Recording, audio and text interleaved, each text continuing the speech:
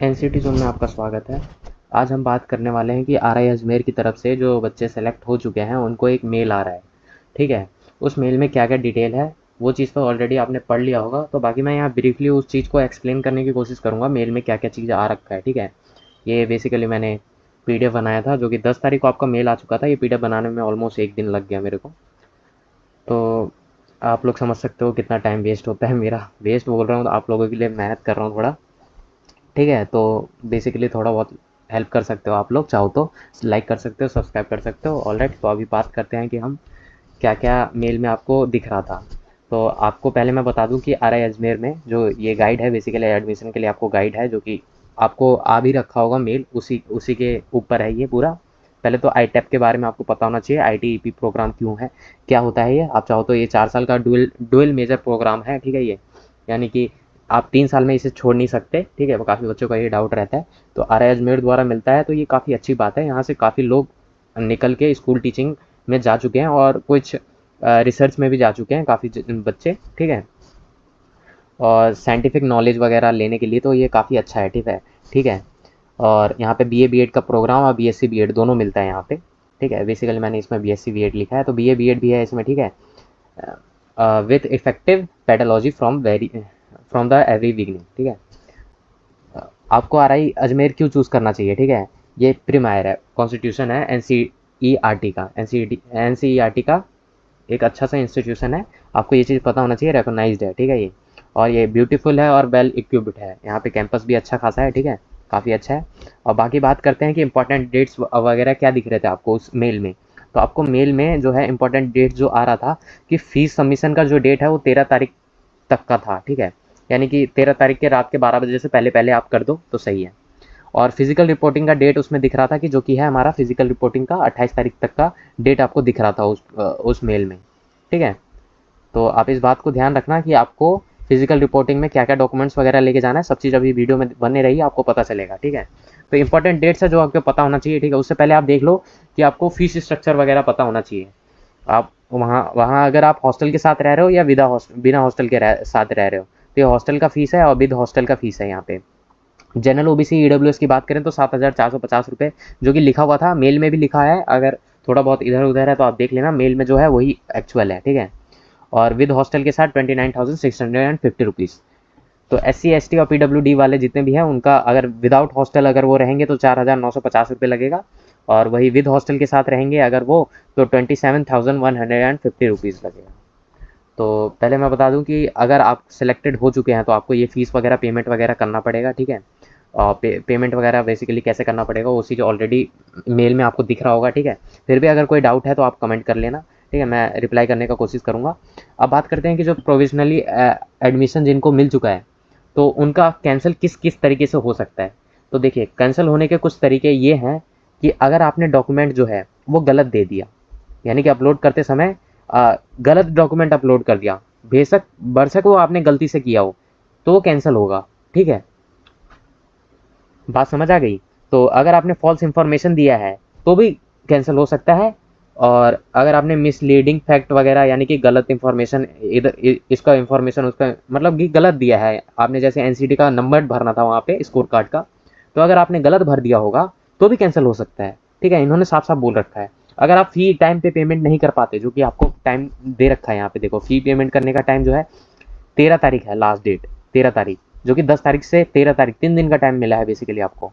तो अगर आप पेमेंट भी टाइम पे नहीं कर पाते, यानी कि आज 12 तारीख हो गया, कल तक का टाइम है आपके पास, तो समझ रहे हो आप, तो वो भी कैंसिल हो सकता है। तो इन बातों का बेशक ध्यान रखिए। ठीक है,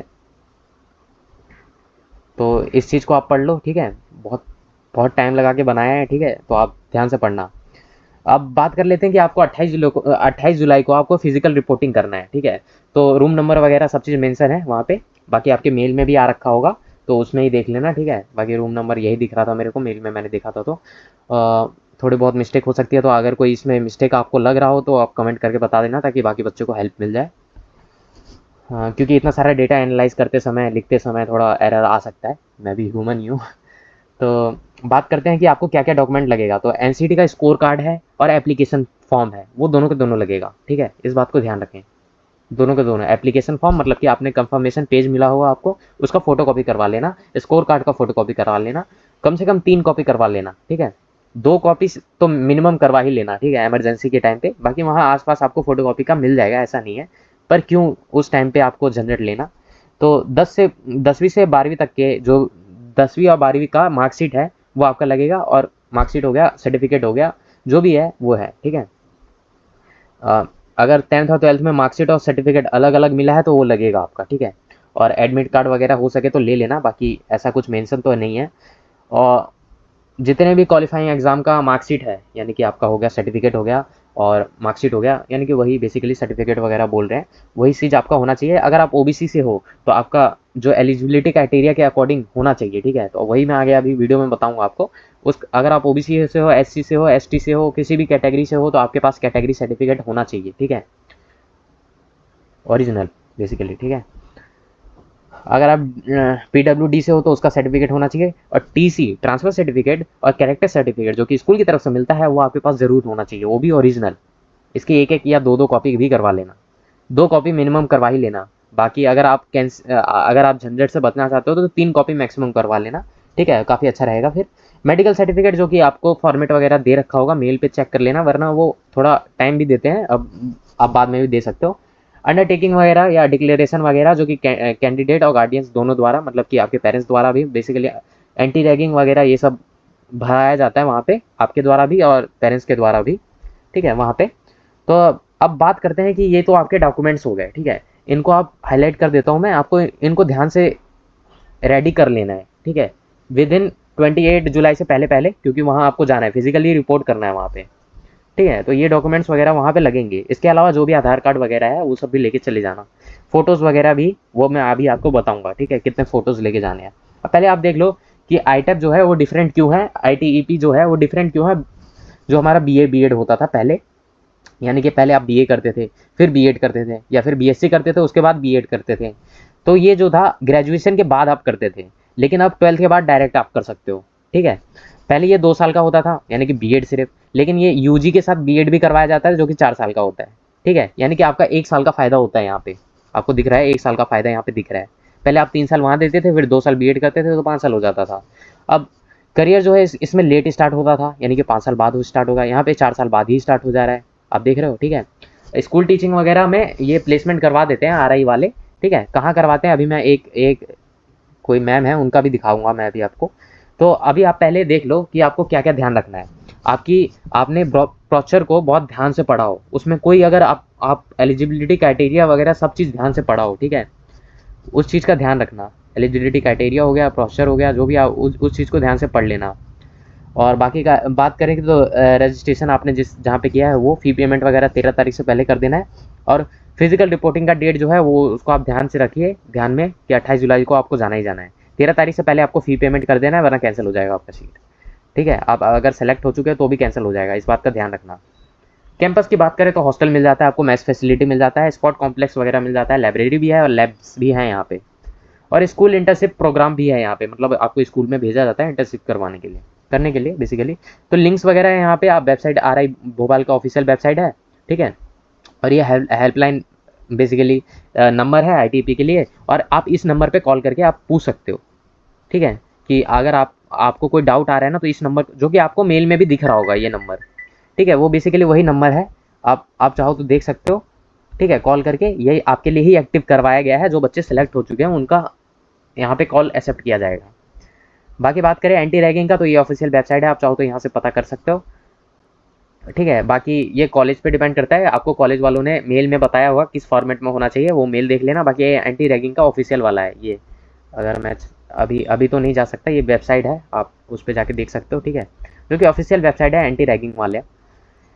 अब आप देखो कि जो एक मैम है अंजलि शर्मा करके, जो बीएससी बीएड की हैं, 2024 में ग्रेजुएट हुई हैं, उन्होंने क्या कहा वो आप ये पढ़ सकते हो। उन्होंने एक कोर्स लिखा है, उसी को बताया है यहाँ पे कि the ITEP course at RI Ajmer gave me confidence to become a school teacher.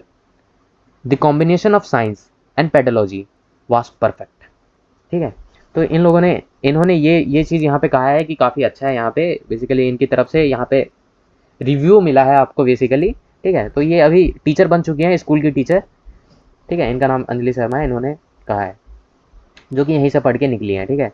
Focus वगैरह क्या करता है, तो आप चाहो तो ये आप यहाँ पे देख सकते हो, फर्स्ट ईयर में किसके ऊपर फोकस किया जाएगा, कोर सब्जेक्ट वगैरह या फाउंडेशन एजुकेशन के ऊपर फर्स्ट ईयर में फोकस किया जाएगा, यानी कि आपको ये पढ़ाया जाएगा बेसिकली।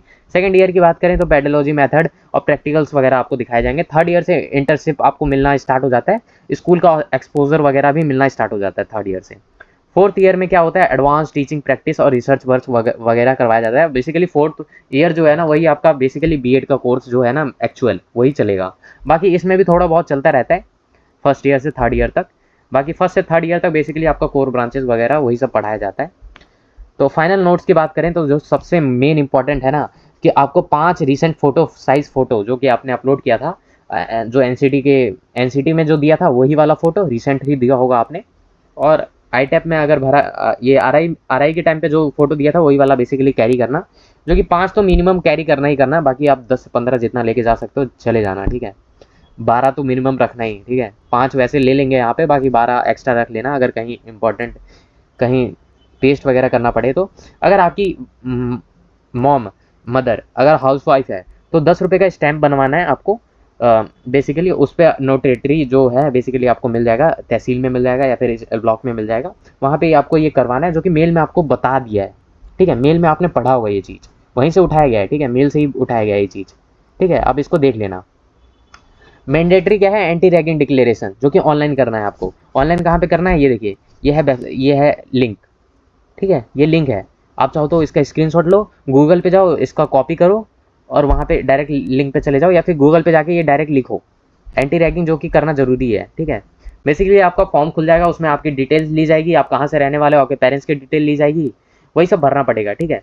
आप चाहो तो अगर आपको कोई दिक्कत आ रहा है इस चीज़ में, तो देखो जैसे ही आप इसे भर दोगे ना, तो आपको एक एप्लीकेशन नंबर और क्या क्या मिलेगा, मैं अभी देख के बताता हूँ आपको क्या क्या मिलेगा। एक सेकंड रुक जाओ बस। मैंने एक बार ट्राई किया था इस पर, तो इस पर मैंने जो ट्राई किया था ना, उसके अकॉर्डिंग बता रहा हूँ कि उसमें क्या क्या लिखा आएगा। तो उसमें जो है मेरे में क्या क्या लिखा आया था, मैंने जब ट्राई किया था, जब मतलब उसमें बेसिकली आपके डिटेल्स वगैरह मांगे गए थे, और वहाँ पे लास्ट में लिख के जैसे आप सबमिट कर दोगे ना, तो वहाँ पे आपको रेफरेंस आईडी करके आएगा, जो कि डिजिट में होगा। बेसिकली आपके कुछ नंबर होंगे, रेफरेंस आईडी, आपका नाम आएगा, उसके नीचे आपका ईमेल आईडी आएगा। तो इसी को आपको स्क्रीनशॉट लेके रख लेना है, ठीक है। रेफरेंस आईडी से ही आपका सर्टिफिकेट खुलेगा, ठीक है। इसका स्क्रीनशॉट वगैरह रख लेना, जो कि आपको आगे फर्दर काम आएगा। इसके अलावा अगर किसी को कोई डाउट रह जाता है तो फिर भी आप पूछ लेना, ठीक है, कमेंट के नीचे। अच्छी तरह इस तरीके से पूरा तैयार होके वहाँ पे जाने की तैयारी करना, यानी कि अपनी जर्नी को पहले ही आप तैयार कर लेना, ठीक है, अच्छे से। तो मैं बेस्ट ऑफ लक आपको बोल रहा हूँ, आप सेलेक्ट हो चुके हो, ठीक है, कॉन्ग्रेचुलेशन, पहले आप सेलेक्ट हो चुके हो। वेटिंग वालों को भी कब जाना है वो सब मेल आ रहा है, उन्हीं बच्चों को मेल आ रहा है जो सेलेक्ट हो चुके हैं, ठीक है, या फिर जो वेटिंग में है और वो सेलेक्ट हो चुके हैं उनको भी बुलाया जा रहा है, ठीक है। मेजर सब्जेक्ट क्या लेना है उस, और अपग्रेड कैसे होगा, अगर आपने फ़ी पेमेंट कर दिया तो आपका प्रेफरेंस जो फर्स्ट है ना, तब तक वो अपग्रेड कर देंगे, वहाँ ऑप्शन दिखेगा आपको। तो ठीक है, यहीं तक था ये वीडियो। ये पीडीएफ बनाने में बहुत टाइम लग गया है मेरे को, ठीक है, इसलिए वीडियो लेट आ रहा है, उसके लिए माफ़ी चाहूँगा, पर काफ़ी मेहनत लगी है इसमें, तो आप लोग थोड़ा हेल्प कर देना, ठीक है। नीचे सब्सक्राइब बटन दिख रहा होगा, आपको सब्सक्राइब कर देना है, लाइक कर देना है। धन्यवाद आपका।